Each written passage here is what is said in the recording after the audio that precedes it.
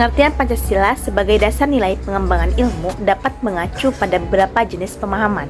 Yang pertama adalah bahwa setiap ilmu pengetahuan dan teknologi yang dikembangkan di Indonesia haruslah tidak bertentangan dengan nilai-nilai yang terkandung dalam Pancasila.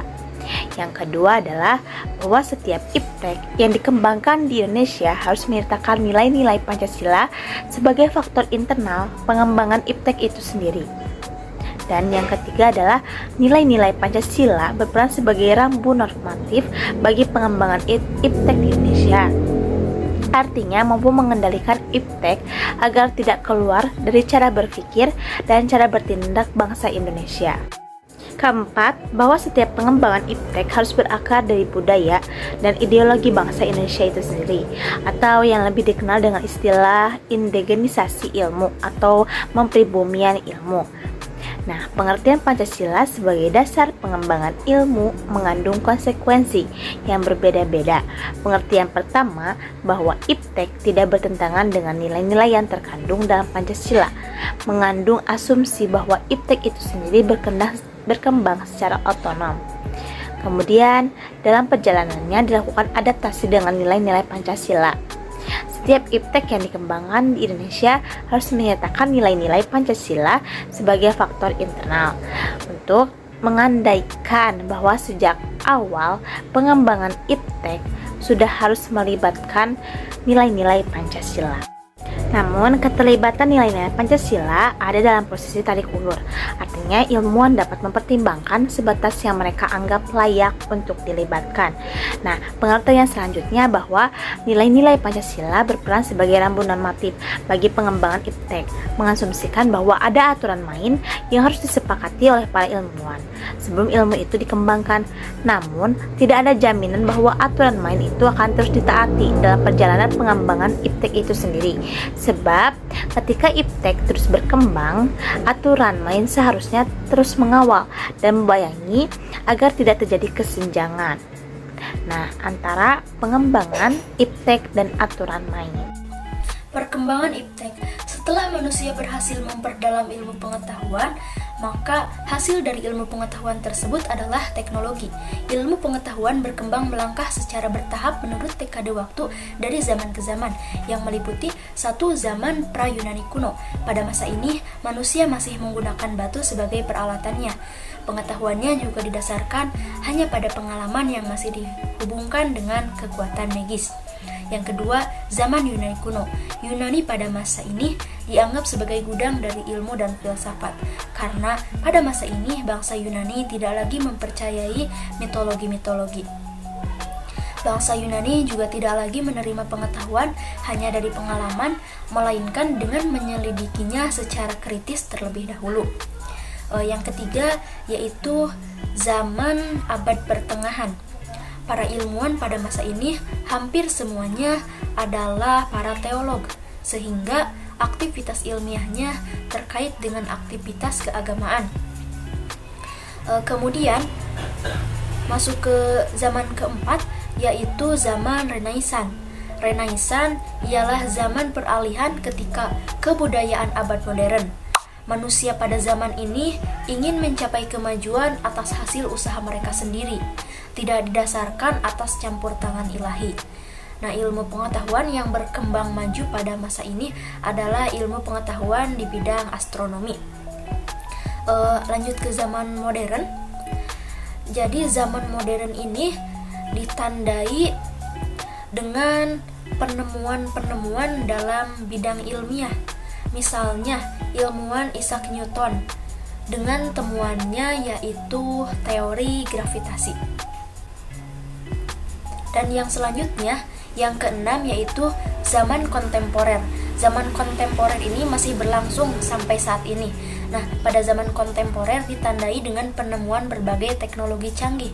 Teknologi komunikasi dan informasi termasuk salah satu yang mengalami kemajuan yang sangat pesat.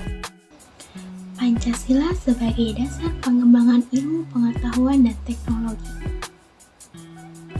Ilmu pengetahuan dan teknologi sebagai asas pembangunan dan sebagai salah satu bidang pembangunan yang sejajar dengan pembangunan lainnya. Adapun nilai-nilai Pancasila sebagai pengembangan ilmu pengetahuan dan teknologi yang terkandung dari setiap sila-sila Pancasila. Di antaranya, sila pertama, ketuhanan yang Maha Esa. Sila ini memberikan dasar bahwa ilmu pengetahuan dan teknologi tidak hanya memikirkan apa yang ditemukan, apa yang dibuktikan, dan yang diciptakan, tetapi juga harus mempertimbangkan maksud dan tujuannya. Sila kedua, kemanusiaan yang adil dan beradab.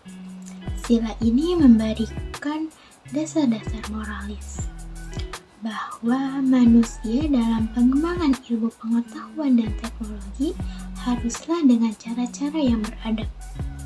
Sila ketiga, persatuan Indonesia. Sila ini mendasari bahwa ilmu pengetahuan dan teknologi hendaknya dapat menumbuhkan rasa nasionalisme, rasa kebesaran bangsa, serta rasa keleluhuran bangsa sebagai bagian dari umat manusia di dunia. Sila keempat, kerakyatan yang dipimpin oleh hikmat, kebijaksanaan dalam permusyawaratan perwakilan. Sila ini mendasari bahwa pengembangan ilmu pengetahuan dan teknologi itu haruslah bersifat demokratis. Sila kelima, keadilan sosial bagi seluruh rakyat Indonesia. Sila ini sebagai dasar dalam pengembangan ilmu pengetahuan dan teknologi dalam menjaga keseimbangan keadilan dalam kehidupan kemanusiaan. C. Urgensi kependudukan Pancasila sebagai dasar pengembangan IPTEK. Yang pertama, urgensi Pancasila sebagai dasar nilai pengembangan ilmu kemajuan IPTEK tidak selalu memberikan dampak positif. Bahkan, karena kemajuan tersebut, generasi muda mulai kehilangan spirit dalam mempertahankan nilai-nilai budaya bangsa yang sudah tertanam sejak dulu. Sehingga, dalam pengembangan IPTEK harus berdasarkan Pancasila. Menurut Sastra Pateja tahun 2006, kedudukan Pancasila sebagai landasan kebijakan pengembangan IPTEK adalah yang pertama, pengembangan ilmu pengetahuan harus menghormati keyakinan religius masyarakat. Yang kedua, ilmu pengetahuan ditunjukkan bagi pengembangan kemanusiaan. Yang ketiga, IPTEK merupakan unsur menghomogenisasikan budaya sehingga merupakan unsur yang mempersatukan masyarakat. Yang keempat, prinsip demokrasi menuntut penguasaan IPTEK harus merata ke semua masyarakat. Yang kelima, kesenjangan dalam penguasaan IPTEK harus dipersempit sehingga semakin merata. Konsep Pancasila sebagai dasar pengembangan ilmu mengacu pada beberapa pemahaman, di antaranya, yang pertama, setiap IPTEK yang dikembangkan di Indonesia haruslah tidak bertentangan dengan nilai-nilai yang terkandung dalam Pancasila. Yang kedua, setiap IPTEK yang dikembangkan di Indonesia harus menyertakan nilai Pancasila sebagai faktor internal pengembangan ilmu pengetahuan itu sendiri. Yang ketiga, nilai-nilai Pancasila berperan sebagai rambu normatif bagi pengembangan IPTEK di Indonesia. Yang keempat, pengembangan IPTEK harus berasal dari budaya dan ideologi bangsa Indonesia sendiri. Pentingnya Pancasila sebagai dasar pengembangan ilmu dapat ditelusuri ke dalam hal-hal berikut ini. Yang pertama, pluralitas atau keberagaman nilai yang berkembang dalam kehidupan bangsa Indonesia seiring dengan kemajuan IPTEK menimbulkan perubahan dalam cara pandang manusia tentang kehidupan. Hal ini membutuhkan renungan dan refleksi agar bangsa Indonesia tidak terjerumus ke dalam penentuan nilai yang tidak sesuai dengan kepribadian bangsa.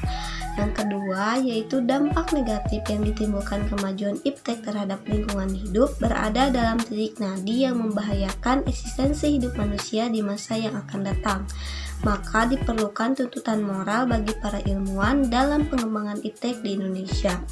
Yang ketiga, perkembangan IPTEK yang didominasi negara-negara barat dengan politik global ikut mengancam nilai-nilai khas dalam kehidupan bangsa Indonesia. Dinamika dan tantangan Pancasila sebagai landasan dasar pengembangan IPTEK.